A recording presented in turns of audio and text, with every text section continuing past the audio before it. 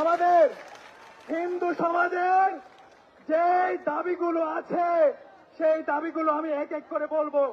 এখন বাংলাদেশ বিগত কয়েকদিন হয়েছে যা সংখ্যালঘুদের বাড়িঘর, দোকান, মন্দির ভাঙচুর, লুটপাট, অগ্নিসংযোগ ঘটনায় তীব্র নিন্দা জ্ঞাপন করে। আমরা সাধারণ হিন্দু শিক্ষার্থীরা বাংলাদেশের বর্তমান অবর্তমানকালীন সরকারের নিকট কয়েকটি দাবি পেশ করেছি। আমাদের দাবিগুলো হলো: এক, গত কয়েকদিন দেশব্যাপী সংখ্যালঘুদের উপর ভাঙচুর, লুটপাট, নির্যাতনের ঘটনা বিচার বিভাগীয় তদন্তপূর্বক দোষীদের উপযুক্ত শাস্তির ব্যবস্থা এবং নিরীহ সংখ্যালঘু ব্যবসায়ী জনসংখ্যাগণকে যথোপযুক্ত ক্ষতিপূরণ প্রদান করা। আমাদের 2 নম্বর দাবি হচ্ছে সীমান্ত সংলগ্ন যেসব অঞ্চলে মানুষের ঘরবাড়ি ছেড়ে সীমান্তে চলে যাওয়ার তথ্য পাওয়া গিয়েছে তাদের উপযুক্ত নিরাপত্তা ও সম্মানের সহিত নিজ ঘরে ফিরিয়ে আনা। প্রয়োজনে সরকারি উদ্যোগ তাদের গৃহ নির্মাণ ও পুনর্বাসন করা। আমাদের 3 নম্বর দাবি হচ্ছে হিন্দু ধর্মীয় কল্যাণ ট্রাস্টকে পূর্ণাঙ্গ রূপে হিন্দু ফাউন্ডেশন হিসাবে নিবন্ধন এবং তার সামগ্রিক কর্মপরিশ্রম অর্ধবরাদ্দ করা। বৃদ্ধি করে কোন প্রকার দলীয় লেজুর ভিত্তিক এবং দুষ্কৃতির ব্যক্তি ব্যতীত নিরপেক্ষ সনাতনকারীদের প্রকৃত শুভচিন্তক ব্যক্তিদের দ্বারা পূর্ণ গঠন। সরকারের সকল পর্যায়ে সংখ্যালঘুদের যথার্থ প্রতিনিধি নিশ্চিত করা।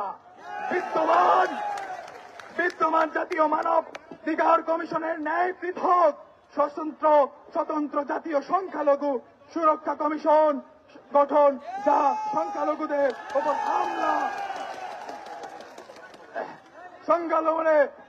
হামলা নির্যাতনের ঘটনা নথিবদ্ধ করে আইন প্রক্রিয়ায় সহায়তাপূর্ণ ন্যায় বিচার প্রাপ্তিতে সাহায্য করা।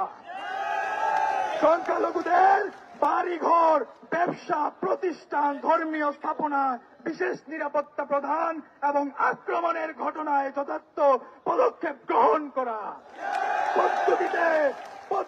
পরিস্থিতি পূর্ণরূপ স্বাভাবিক না হওয়া পর্যন্ত সেনাবাহিনীকে এই ব্যাপারে দায়িত্ব প্রদান করতে হবে। বিশেষ সংখ্যালঘু সুরক্ষা আইন প্রণয়নের মাধ্যমে বিশেষ গুরুত্বের সাথে সংখ্যালঘুদের মন্দির, ঘরবাড়ি প্রতিষ্ঠা, ভাঙচুর, লুটপাটের দ্রুততম সময়ে বিচার ও দৃষ্টান্তমূলক শাস্তি গ্রহণ করাতে হবে। 8 নম্বর, সংখ্যালঘুদের ধর্মীয় অনুষ্ঠান, উৎসব নির্বিঘ্নে যথাবিধি পালন হওয়ার ব্যাপারে উন্মুক্ত নিরাপত্তার নিশ্চয়তা প্রদান করতে হবে। প্রিয় সম্মানীয় আমার ভাই বন্ধুরা, আমরা যতক্ষণ পর্যন্ত এই জিনিস আমরা না পাবো, আমরা যদি এক থাকি সবকিছু সম্ভব, আর আমরা যদি ভেঙে যাই কোনো কিছুই সম্ভব হবে না। এখন আমরা আমাদের দাবিগুলো নিয়ে আমরা আগাতে থাকবো, আর সরকারকে বলতে থাকবো, রাষ্ট্রপ্রধানকে বলতে পারবো, এবং আমরা দেখি কতটুক দূরে যেতে হয়। আগামীকাল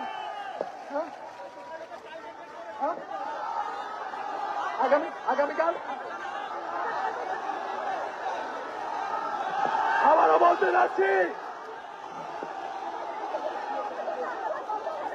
আরেকটা কথা সবার উদ্দেশ্যে বলতেছি, আমাদের দাবি পূরণ হওয়ার আগ পর্যন্ত আমাদের আন্দোলন কিন্তু বন্ধ হবে না।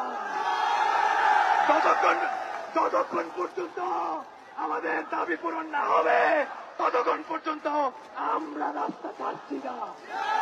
এবং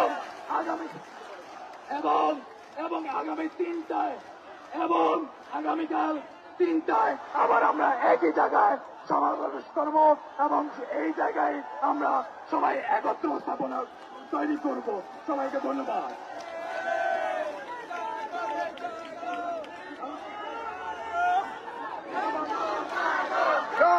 জাগো হিন্দু জাগো, সবাই বসে পড়ুন, ছাত্র বসে পড়ুন, যে অবস্থা আছেন বসে পড়ুন,